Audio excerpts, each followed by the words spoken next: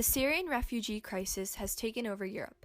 Refugees are coming from a country plagued by civil war and terrorist groups. Even with the possibility of unseen terrorists within the refugee pool and the cost of providing aid for the Syrian refugees, the mass majority of women and children only seek asylum and are in need of humanitarian aid due to the effects of the Syrian civil war. For the past 6 years, Syria has been engulfed in a treacherous civil war. The Syrian people were outraged with the lack of employment and the little political freedoms. Parts of Syria have become uninhabitable due to the violent and the constant threat of bombings and bullet fire. Before the full-fledged civil war, the civilians of Daraa conducted a peaceful protest against President Assad. In March 2011, pro-democracy demonstrations inspired by the Arab Spring erupted into the southern city of Daraa, said BBC News. The government's use of deadly force to crush the dissent soon triggered nationwide protests demanding the president's resignation. Instead of approaching the protesters in a peaceful way, Assad immediately took action and government-controlled forces were gathered to defend his position against the rebels that wanted him to resign. The use of violence on the protesters ignited the beginning of a civil war and foreshadowed the gruesome warfare to come. Syrian civilians are fleeing their homeland, leaving behind almost everything of their past life. But why are they leaving? There are 3 main reasons. A civil war has torn apart their country. President Bashar al-Assad attacks his own people with weapons of destruction so inhumane, war leaders call for actions to be done, and the Islamic State wreaks terror upon the nation. The Syrian people were left with no other option but to leave their country in search of asylum. President Assad has launched bombings on rebel forces within the country's own cities, successfully killing his enemies, but with the cost of civilian lives. The effects of the civil war have been devastating, destroying the once beautiful country, replacing it with rubble and debris. Cities beaten and battered, becoming wastelands, ruins of what used to stand before. Syrian rebels have established themselves amongst the Syrian people, making it difficult to determine where the enemy is and who actually is a rebel fighter. Even with the unknown possibility of bombing their own people, this has not slowed down Assad's bombardments. The Syrian government, with tactical aid from the Russian military, have intentionally bombed civilian-occupied areas to kill the rebels in the vicinity. Global Issues and Context reports of deadly Russian airstrikes on civilians. In January 2016, on the 11th, a Russian airstrike on the town of Ain Jara reportedly struck a school building and killed at least 12 children. These airstrikes prove that there is a necessity to aid the Syrian people who are fleeing their country because of the cruel acts like this that they've had to endure. But more savage and cruel weapons have been used in the Syrian war. The use of chemical weapons has been prominent, killing innocent civilians, including women and children. The first use of chemical weapons dates back to 2013, where on August 21st, President Bashar al-Assad launched a chemical weapons attack on the suburbs of the town Damascus, killing more than 1,400 civilians using the banned toxin sarin. Sarin is colorless, odorless, and tasteless, leaving the civilians unknown and defenseless to the attack. The refugees have been slaughtered by their own government in barbaric ways that exemplify the injustices that the refugees have had to endure. Refugees are accepted into foreign countries and are provided with housing within refugee camps. Most refugees travel through Turkey or Jordan and then go to Greece by sea and flood into Europe.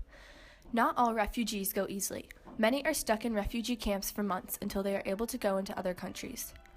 Refugees leave Syria and usually go to the closest countries, Lebanon, Turkey, and Jordan. Thousands cross every day, adding to the already sizable number of refugees within the countries.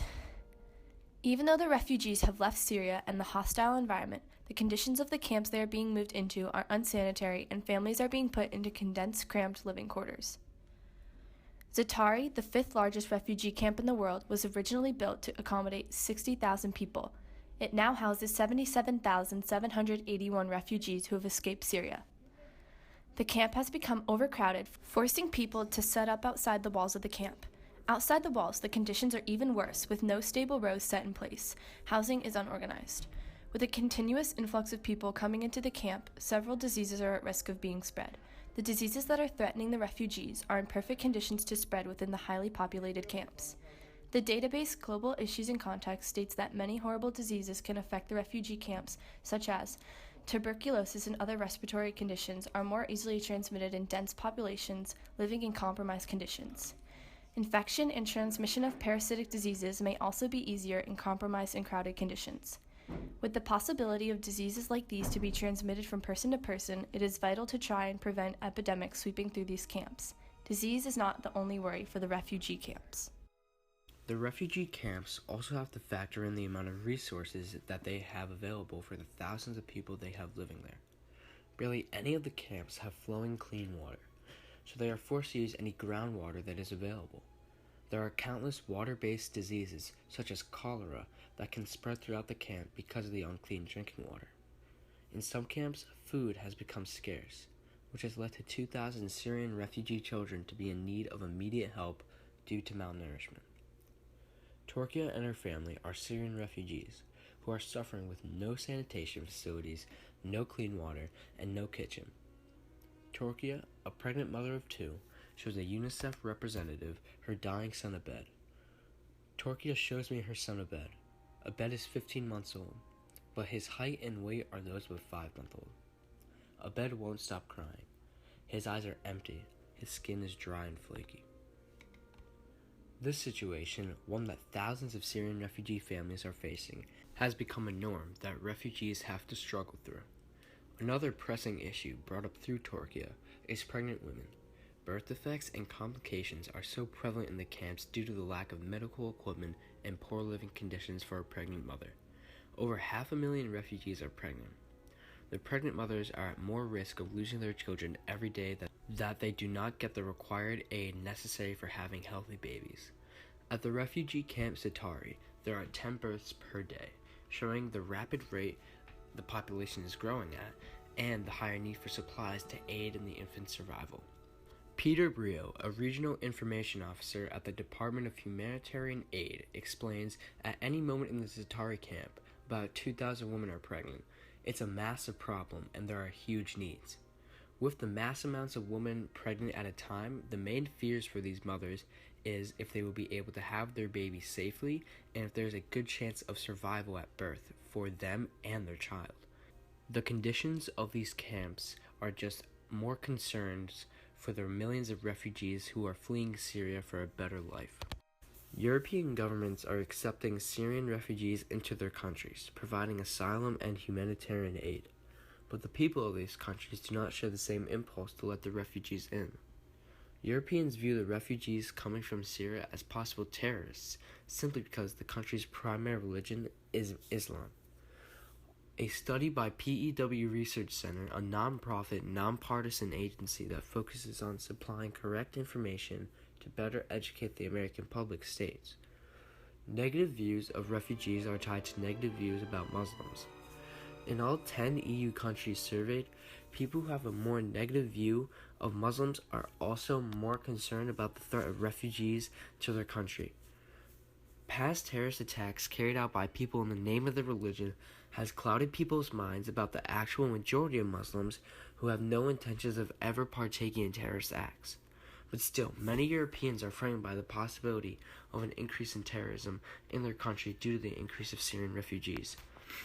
From PEW Research Center, a median of 59% across 10 EU countries voiced concern about the prospect of increased terrorism. The refugees are people who are in need of help and have suffered tremendous feats to reach Europe and now are being looked down upon for doing so. Refugees are in need of a new home after their own has crumbled.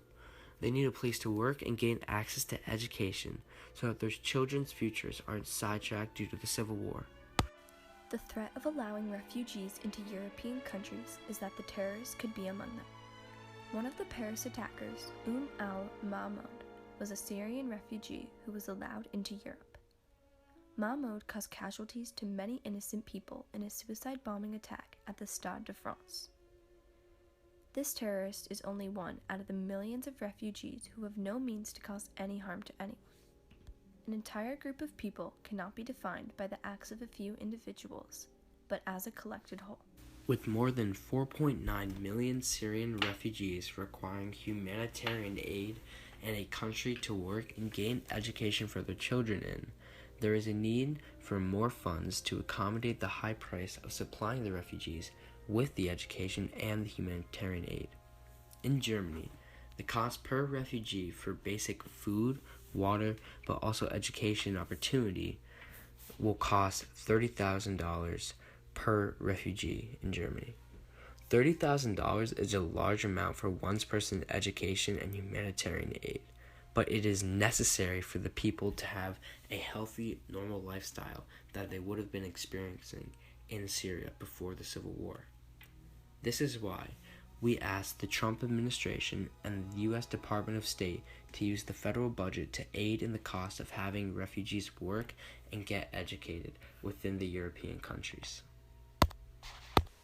The Syrian refugees have gone on a journey in which they have struggled and fought to get out of their violent country and to gain access to work and education elsewhere. More needs to be done to aid these individuals by providing the care they need after leaving Syria and providing jobs and education for when they have reached other countries. The Trump administration needs to support European countries with the funds to aid Syrian refugees with these things to keep the refugees' lives as close to normal as possible.